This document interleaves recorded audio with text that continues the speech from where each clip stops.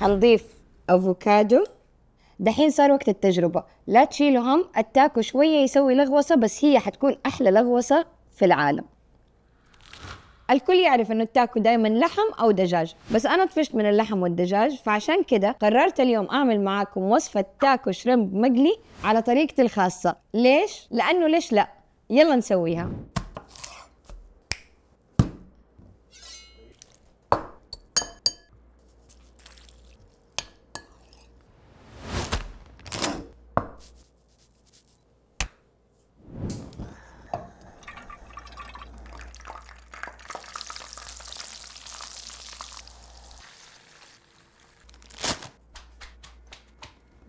وبكده سويت لكم أحلى تاكو جمبري، طبعا ما يحتاج أتكلم لأنه الشكل لحاله حكاية.